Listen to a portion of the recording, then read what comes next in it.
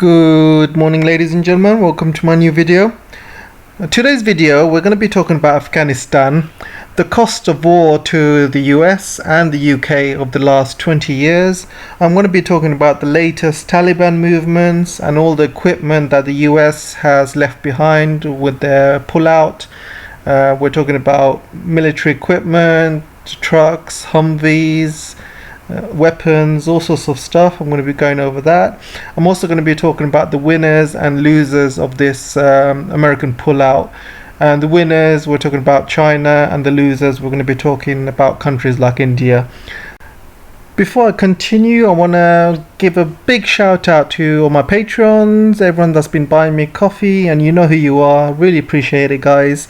And the rest of my subscribers and all the support you've been giving, all the comments. I read all the comments. I really appreciate all the comments that you guys are putting in. I'm learning a lot, and I'm starting to get to know quite a few regulars, so thanks for that. So yeah, carry on with what you're doing, guys. The more exposure we get, the more better it is, because we want to kind of send out the truth out there, and we want to let people know what's really happening instead of people being brainwashed by fake media and fake news. So without further ado, guys, I'll carry on with the show.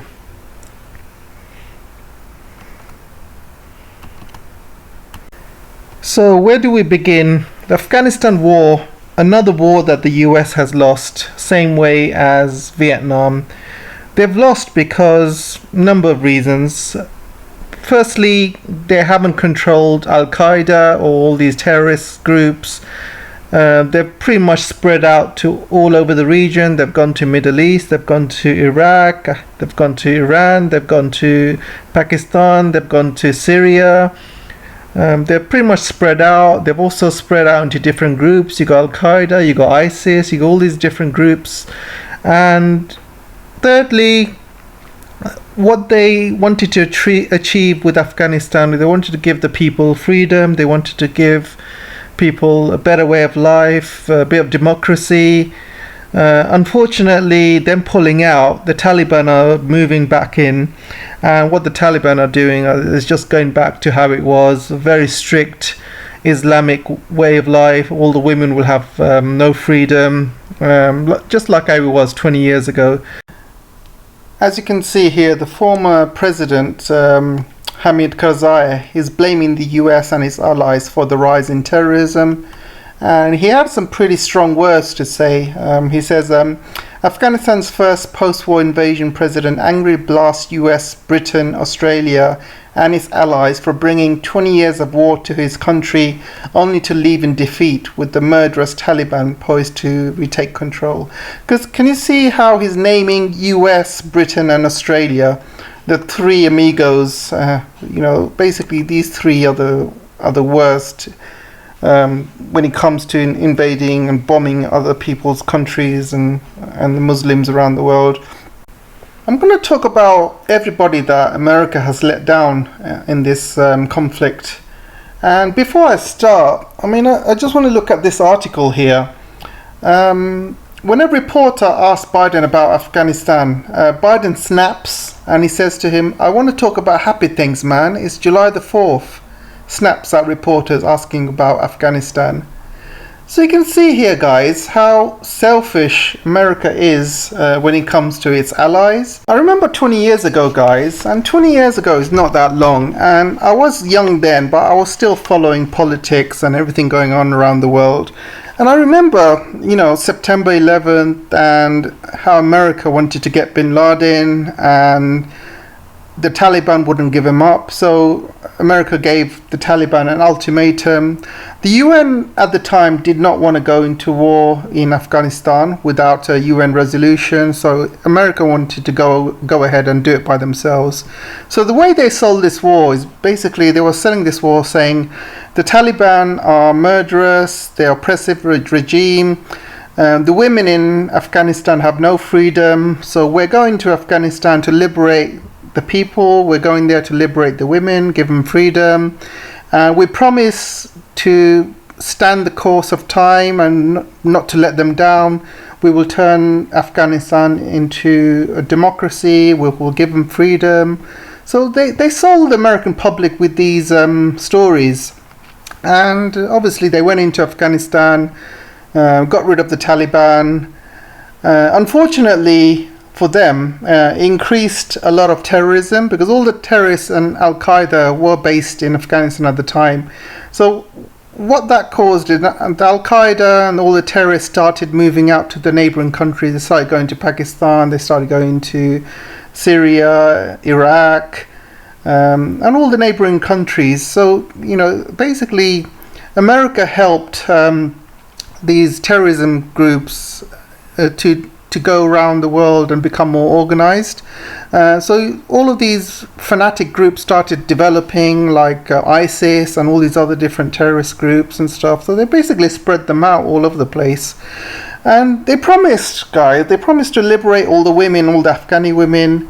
And they're just letting them down now. They're just packing up and leaving. And they just left yesterday, Bagram airport. And the Taliban are now pretty much taking over most of Afghanistan. And these women, they're going to go back to how things were. I mean, at least the women last 20 years had a bit of freedom. I could see images of girls going into mixed schools and women having a bit more rights. It's just going to go back to how it was with the Taliban, and America is just breaking their promise again. And what is that message going to show for the rest of the allies? America to have your back? Can you? If America can easily pack up and leave your allies and leave you in all this shit, then do you really think you can trust them? Seriously, I'm not just talking about Taiwan, but any country that sides with America, and I'm talking about India as well mainly here. Can you really trust the Americans after what they're doing now? So they're letting down the government big time, guys. They promised the government they would support them. They promised the government they would give them a lot of equipment to fight the Taliban. No, they haven't. They just left all these equipment, weapons, and everything is going to the Taliban. And all these, they're not paying all these Afghan soldiers. All these Afghan soldiers are leaving their posts. It's just a big mess, guys. And within 6 months, I can see Taliban taking over all of Afghanistan and going back to how it was 20 years ago. So you can see here, guys, America has lost, and it's lost big time. It's embarrassed itself. It's embarrassed its allies. And can you really trust Americans after what they're doing here? Can you really take their word for it? Next time they want to go and invade another Middle East country and they come up with a story saying, oh, we're going to give them freedom, we're going to take away the dictatorship, we're going to take away the oppressive regime, and we're going to replace it with freedom, we're not going to back down, we will support you and stand this test of time. Can you really trust them after what they're doing? Seriously, they've let down the government, they've let down the people, they've let down all the Afghans that have been helping them over the years, all the translators, for example, cooks and cleaners, everyone that's been helping the US for the last 20 years. These people are going to be in trouble. Who do you think, when Taliban takes over, who do you think is in most danger? The ones that have been helping the US, they're going to be the number one targets. Their families are going to be the number one targets. And the worst thing, guys, you're just letting down the Afghani women. After giving them a taste of freedom, you're just going to take away from them again.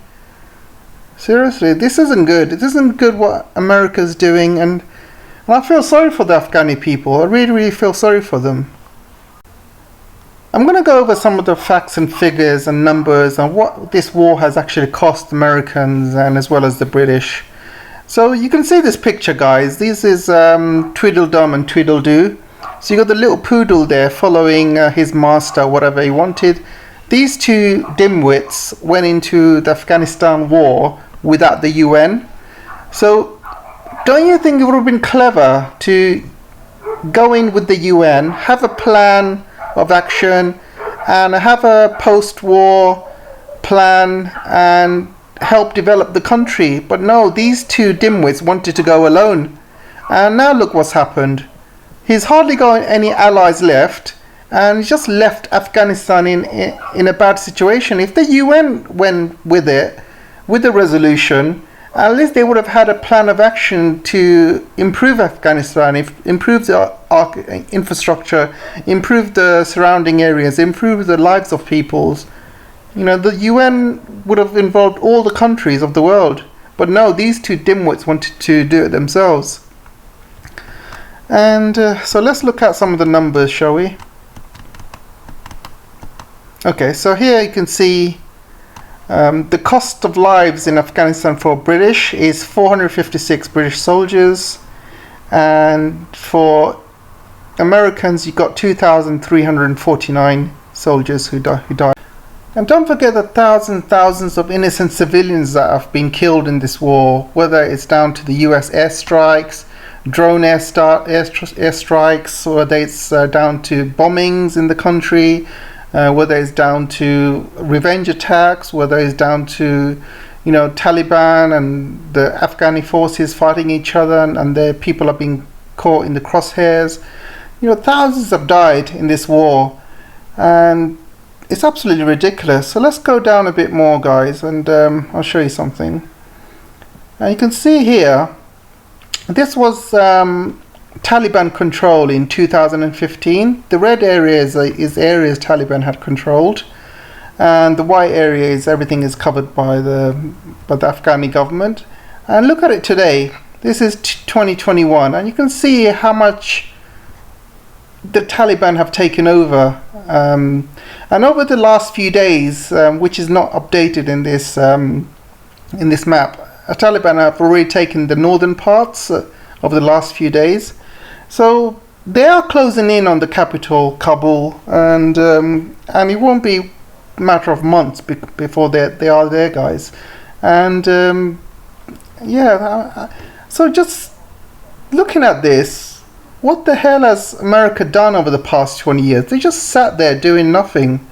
They haven't helped the Afghani people in terms of infrastructure. They haven't helped build the country. Yeah, they've helped people, give them freedom, but they're just taken away now. They just, after leaving, they're just going back to how it was with the Taliban. It's going to be even worse. You can't just give people a taste of freedom, then just take it away again. And the worst thing is, guys, just America losing the trust of the world, losing the trust of its allies. What other country is going to trust America now? Seriously. Is Taiwan going to depend on America? Is Taiwan going to put all of their trust in America? Is India going to do the same? It's absolutely ridiculous.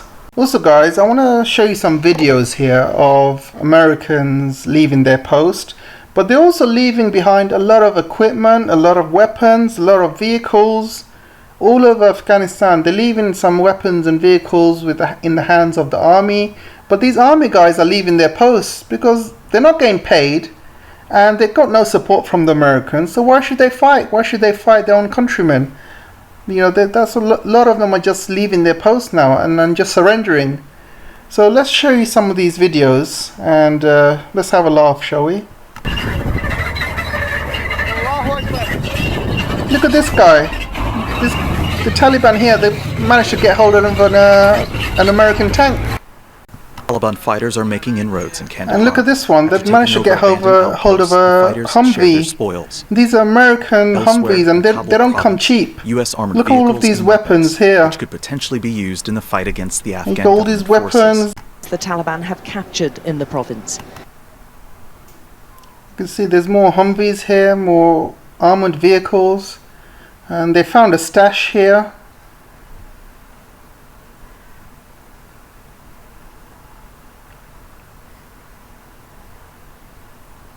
There's all these weapons not used, all the grenades, bullets, weapons, bloody hell, all American. Rocket launchers, brand new weapons. Can you believe this shit?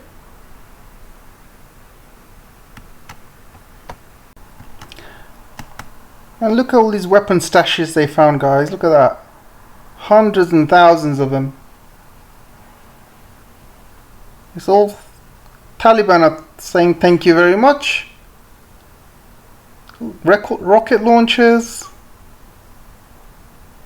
Can you believe this shit? So let's see what some of the papers are saying. And as you can see, most papers I saw today basically how America's longest war ends in accusations of betrayal, how America are basically betraying the people of Afghanistan, the government, and also betraying its allies as well, don't forget. Here they're talking about Taliban making gains, and they also, the Taliban are showing off loads of weapons and armor, vehicles as well.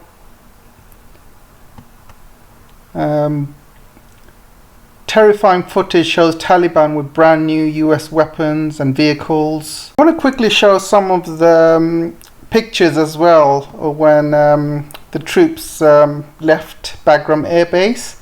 And you can see a lot of stuff is being looted. But I also want to show you some other expensive stuff that's still there. So you can see hundreds and thousands of these vehicles dotted all over the place. Left the gym gear. You can see more vehicles, more.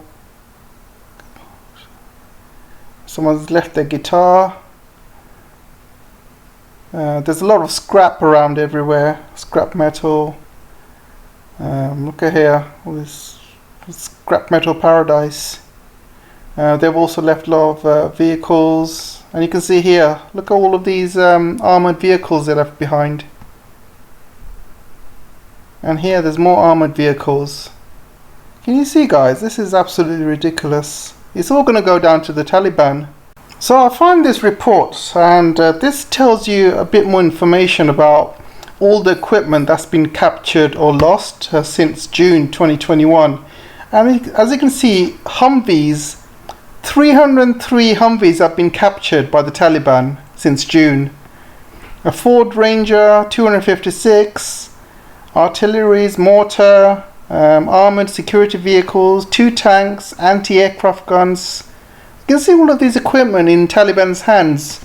How do you expect the Afghani government to fight the Taliban when all these American weapons are going to the Taliban, giving them a huge head start? And don't forget, the Taliban, there is a much more numerical advantage for the Taliban because they've been laying low all these years.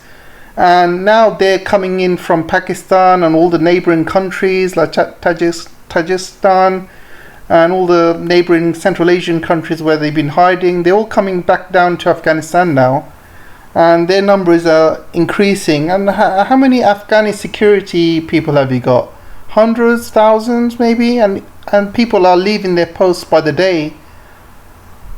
You know, I wouldn't even give 6 months for Kabul to fall, not even 6 months. So let's talk about the winners and losers from US pulling out, shall we? And one of the winners is definitely China and also Pakistan. China because it can increase the Belt and Road in Afghanistan, and Pakistan because Pakistan is very friendly with the Taliban. Pakistan has been given shelter to a lot of Taliban people over the last 20 years.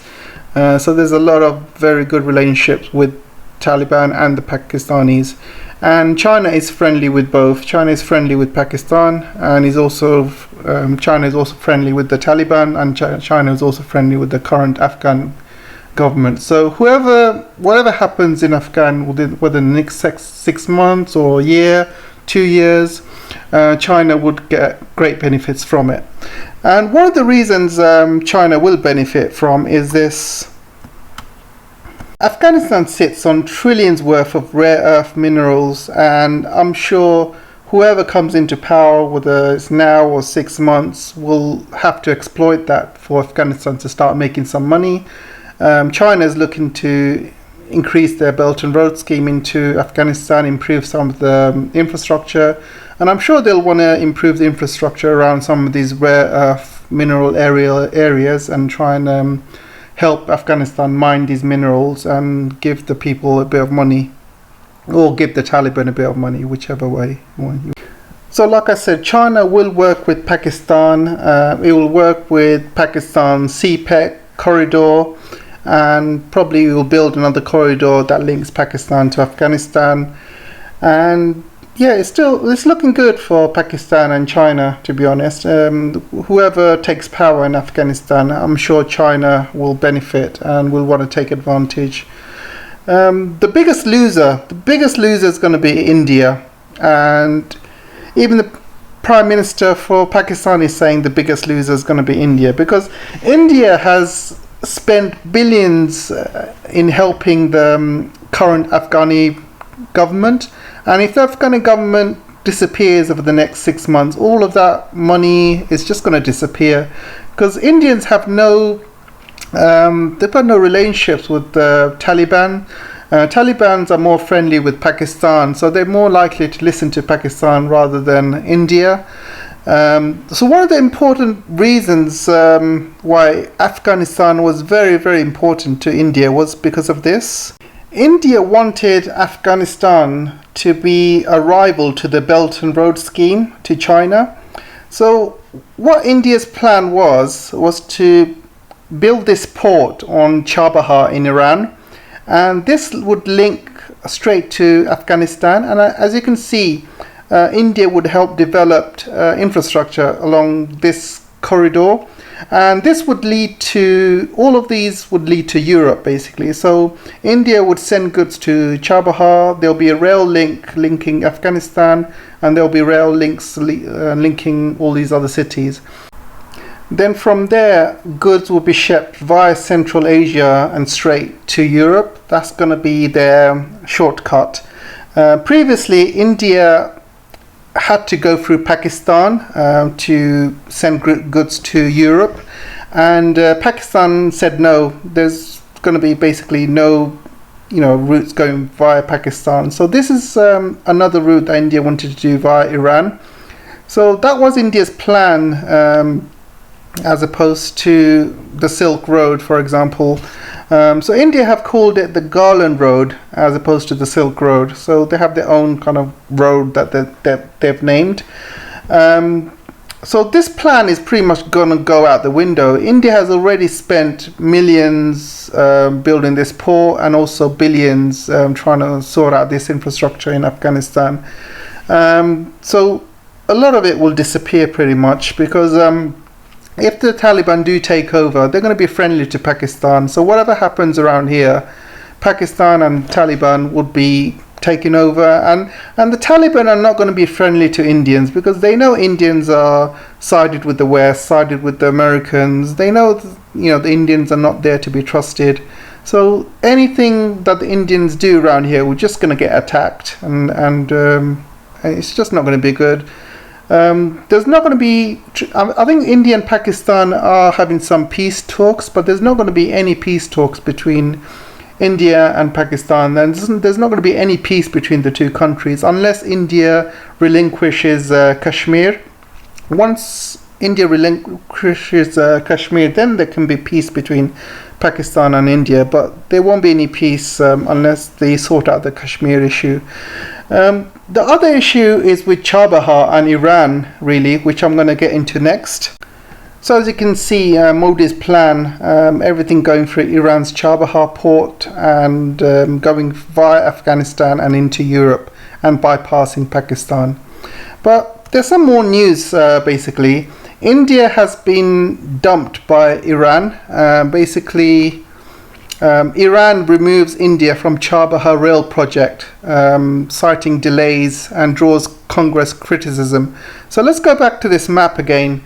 So basically there should have been a railway link between Chabahar and Zaranj, and Iran has basically cancelled that, mainly down to three reasons. Number one, India had stopped working with Iran after the sanctions were in. So they've not been very reliable, India, to be honest. I mean, as soon as sanctions hit Iran, India has stopped working with Iran, and obviously with Iran, China was there. China has been helping Iran, but India hasn't. And when you're in trouble, you know who your friends are. So India has put itself in that position and not to be trusted.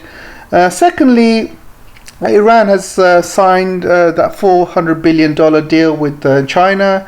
So they're going to be building their own railway links to Pakistan, to Gwadar, and also to other places as well as part of the BRI.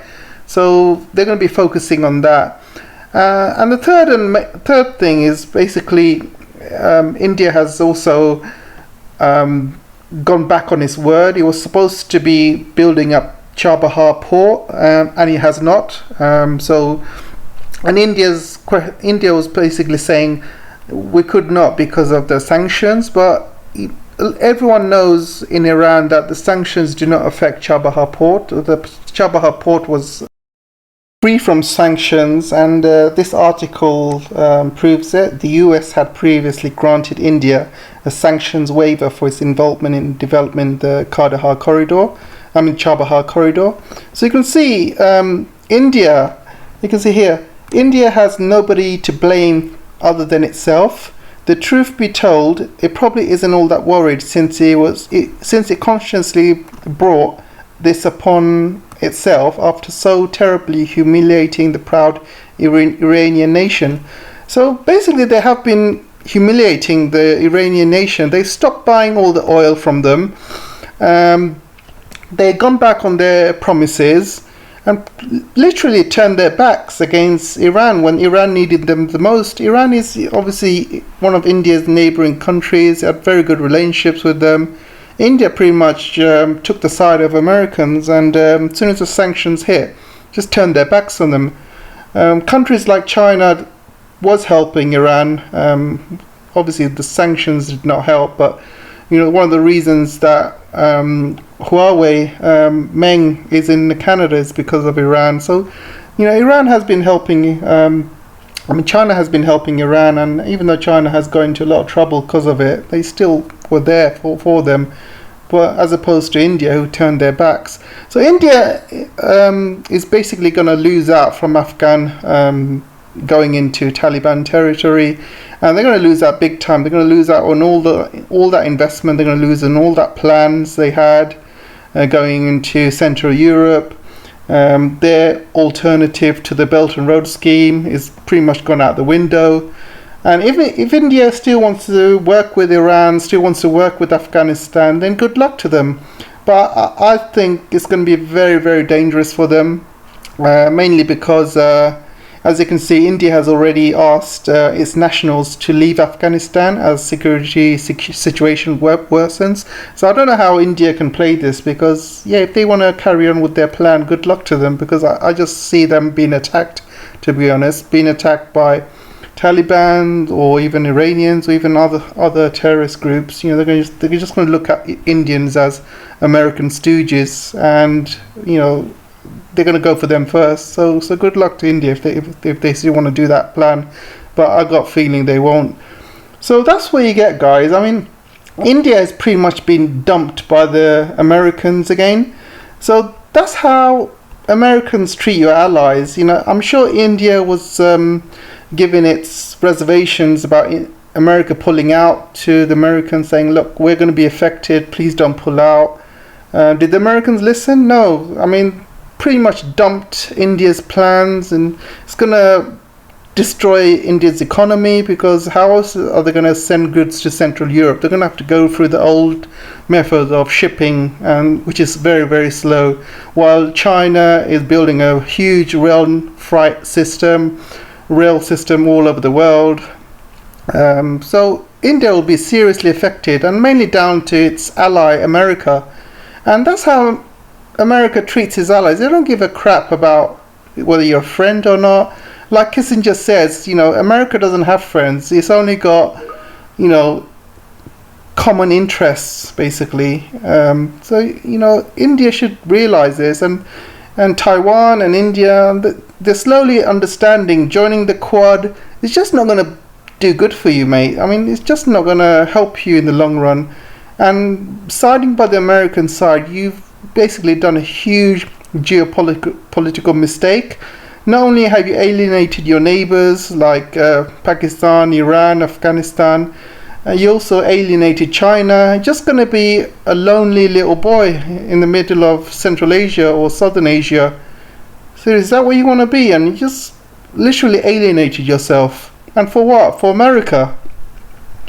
You know, I remember India used to be a very, very proud country. It never used to be besides, you know, you never used to be sided with anyone. It used to be independent, neutral, and that's how India survived all these years. Now you're just siding with Americans. It's just going along the wrong path, guys. And you know, you really need to look at your geopolitical tactics, and it's time you start making peace with China, because if you don't have an alternative Belt and Road scheme, you're going to be taken away.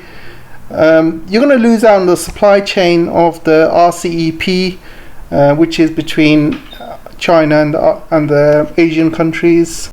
You're going to be losing out on all the development, infrastructure, supply chains, everything that's working with China, working with the Central Asian countries, working with ASEAN countries. You're just going to be there sitting by yourself, and you've got your own issues. Why can't you just make peace with China and your neighbors instead of America? Where is America? Are they going to help you? Look what they do to their allies. Are they helping you? They just ruined your alternative Belt and Road plan. So what are you guys going to do? Are you going to start looking at the big picture, or are you still going to side with your Americans, your American masters, the people that looted your country for 300 years, looted all your treasures, enslaved your people for 300 years, treated you like crap, destroyed your country, and you're still going to side with them, are you? Yeah, it might not have been the Americans, it was the British, but you know, it's still the same blood, still the same gene. They come from the same country. It's the West, it's white, imperialistic West. That's what happens when you side with the devil. I watch and read a lot of Indian papers, and I see a lot of Indian papers. You Indians are worried. I know you're seriously worried about what's happening in Afghanistan, and I know you're seriously worried about what's happening to the region and what's going to happen to the future of India and the economy of India, and also the supply chain to Europe. I know you're worried about all of that, but not one article I've seen you criticize the Americans. Not one. Because they're your masters. Is that why? You're subservient to them. Whatever they do, you just sit there and take it. Not once I've seen anyone talk against the Prime Minister's decision, against Modi's decision to side with the Americans. Not one Indian. All I see is still anti-China stuff. Still blaming China for everything. Are you going to blame China for America's pulling out and then you guys losing out your alternative Belt and Road scheme? Still going to blame China for it? You're going to blame China because they signed a deal with Iran, 400 billion. You guys have lost it, seriously. Seriously start looking yourselves at the mirror. Anyway, that's all I have to say for now, guys. So I'll see you in the next video, and have a nice day. Take care.